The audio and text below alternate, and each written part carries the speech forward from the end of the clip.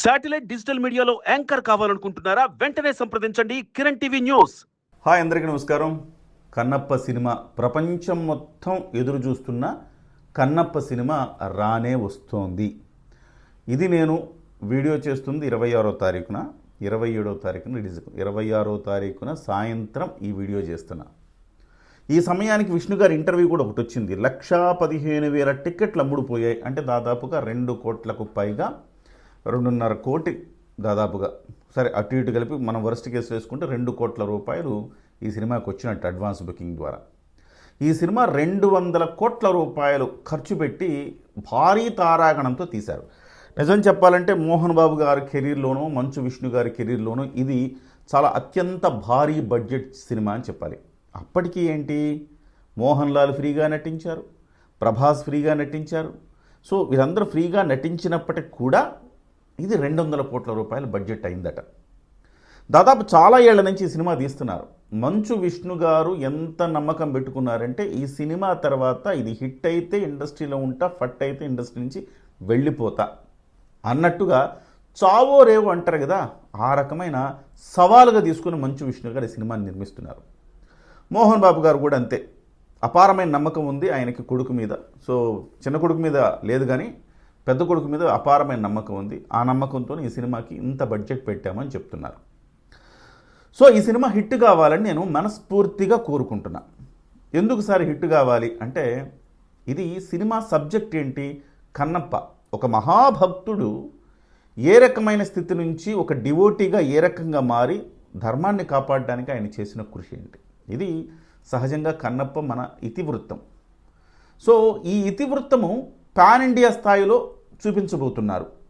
So హిందీలో, అలాగే మలయాళంలో, కన్నడలో, తెలుగులో, తమిళ్లో రిలీజ్ కాబోతుంది. అన్ని ఏరియాల నుంచి కూడా భారీ తారాగణం ఈ సినిమాలో ఉంది. కాబట్టి ఈ సినిమా హిట్ కావాలని కోరుకుంటున్నా. పాయింట్ 2, ఒక సనాతన ధర్మాన్ని నమ్మే ఒక హిందువుగా ఇలాంటి కథలను ప్రోత్సహించాలి, ఇలాంటివి ప్రపంచానికి తెలియచేయాలి. కాబట్టి ఈ సినిమా హిట్ కావాలని కోరుకుంటున్నా.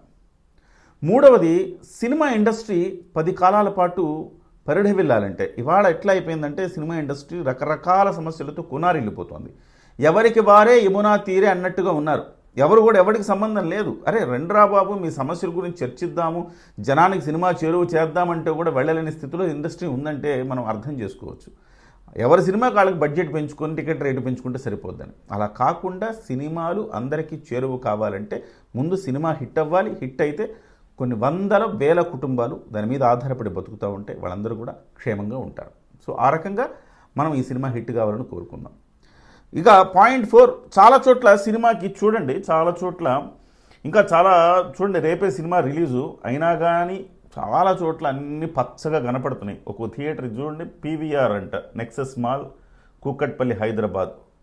సో చాలా వరకు ఖాళీలు కనపడుతున్నాయి. తర్వాత AAA అల్లు అర్జున్ థియేటర్ చూద్దాం.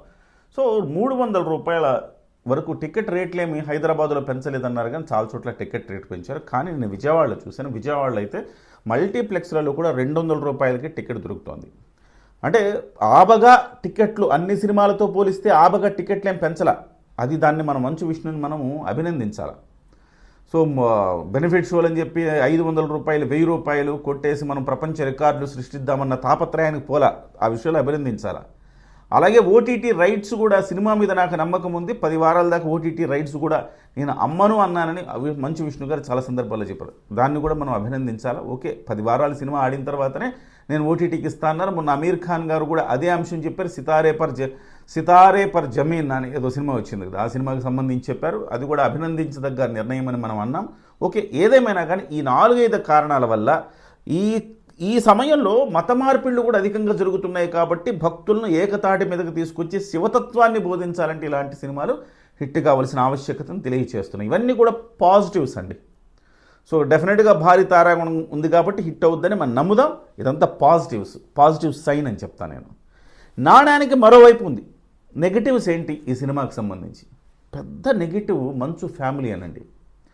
ఈ కన్నప్ప సినిమా అంటే ఈ శివభక్తుడు పోయి మంచు ఫ్యామిలీ చేతిలో పడ్డాడు.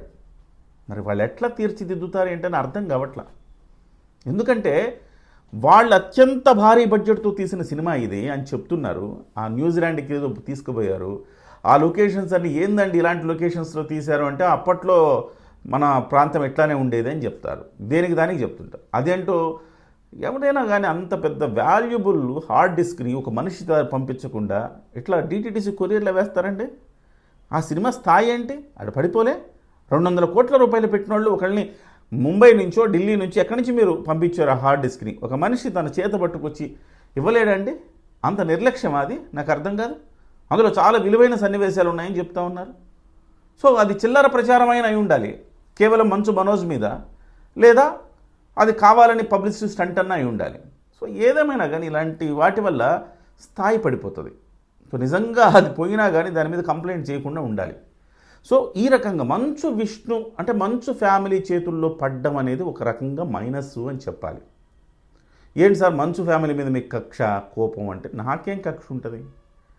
ఎవరు తీసుకున్న గోతిలో వాళ్ళు పడతారని మన బిహేవియరు, మన మాట తీరు, మన వ్యవహార శైలి జనం గమనిస్తూ ఉంటారనేది ఖచ్చితంగా ఇది పాయింట్, వ్యాలిడ్ పాయింట్, గుర్తుంచుకోండి. జనం ట్రోలింగ్ చేస్తున్నారంటే అందరినీ ట్రోలింగ్ చేస్తున్నారు, మంచు ఫ్యామిలీని మాత్రం ఎందుకు ట్రోలింగ్ చేస్తున్నారు? కొంచెం అతిగా మాట్లాడతారు, అతిగా బిహేవ్ చేస్తారు, ఏదో తమను మించిన వాళ్ళు ఈ ప్రపంచంలో లేరంటారు. ఎంతసేపటికి ఆత్మస్తుతి పరనింద, ఆత్మస్తుతి పరనింద, వాళ్ళని వాళ్ళు పొగుడుకోవటం, వాళ్ళ ఏంటో వాళ్ళ వ్యవహార శైలి ఏంటో ఏమో. సో అందుకే మీరు చూడండి, మంచు విష్ణు ఫ్యామిలీలో మనోజ్ మీద ఎప్పుడైనా ట్రోలింగ్స్ వస్తాయా? రావు. ఎంతసేపటికి మమ్మల్ని ట్రోలింగ్ చేస్తున్నారు, మమ్మల్ని ట్రోలింగ్ చేస్తున్నారు అని చెప్పేసి మీరు అంటే ఈ సోషల్ మీడియా మీద పడి దాని మీద ఫిర్యాదులు చేయడం ఇప్పుడు కూడా అంటున్నారు. ఎవరైనా మమ్మల్ని ట్రోలింగ్ చేస్తే మేము చట్టపరంగా చర్యలు తీసుకుంటామని. ఏం తీసుకుంటారు? ముందు మీ బిహేవియర్ మార్చుకోవాలి ఫస్ట్ థింగ్. సో ఆ తర్వాతే కదా విష్ణు గారి మీద, తర్వాత మోహన్ బాబు గారి మీద ట్రోలింగ్స్ ఎక్కువ అవుతాయి. ఇంతకుముందు లక్ష్మి గారి మీద ఉండేవి. మంచు లక్ష్మి గారు ఇవాళ కొంత బిహేవియర్లో మార్పులు వచ్చినట్టు కనబడుతుంది, కాస్త ఆమె మీద తగ్గాయి.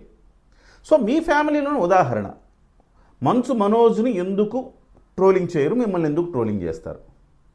నిజంగా మీ ఫ్యామిలీలో వచ్చిన గొడవల్లో మంచు మనోజ్దే తప్పని మనం భావిద్దాం.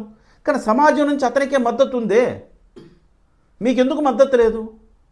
మిమ్మల్ని మీరు ఒక్కసారి ఆత్మ పరిశీలన చేసుకోవాల్సిన అవసరం ఉంది.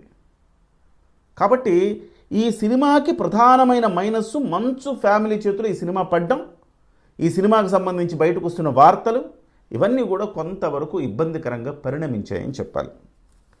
సో అదొక్కటే తప్ప అంతకు మించి నాకు మైనస్ ఏం కనపడట్లా. సో VFX ఎట్లా తీశారనేది కొంత అనుమానాస్పదంగా ఉంది. కొంతమంది దీని మీద నెగిటివ్గా చెప్తున్నారు, కొంతమంది పాజిటివ్గానే చెప్తున్నారు. ఏదేమైనా మనకు తెలియదు కాబట్టి దాని మీద కామెంట్ చేయలేం. ప్రభాస్ గారు తీశారు కదా రామాయణ సినిమా. సో ఎట్లా ఎంత పేలవమైన గ్రాఫిక్స్ చెప్పండి. సో ఆ VFX వర్క్స్ మీద చాలా నిశితమైన పరిశీలన ఉండాల్సిన అవసరం ఉంది. డైరెక్టర్ కూడా పెద్ద పెద్ద మహాభారత లాంటి సీరియళ్ళు తీసి స్టార్లో చాలా సూపర్ డూపర్ హిట్ కొట్టాడు, మంచి డైరెక్టర్ ఆయన. డెఫినెట్గా కాస్ట్ అండ్ క్రూలో ఎటువంటి ఇబ్బందులు లేవు, అంతా బాగుంది. సినిమాకి అంతా ప్లస్సే, మంచు ఫ్యామిలీ తప్ప మిగతా అంతా ప్లస్సే సినిమాకి. ఏదేమైనా మంచు ఫ్యామిలీని పక్కన పెడితే ఇది కన్నప్ప సినిమా, ఇది సూపర్ డూపర్ హిట్ కావాలని మనం కోరుకుందాం.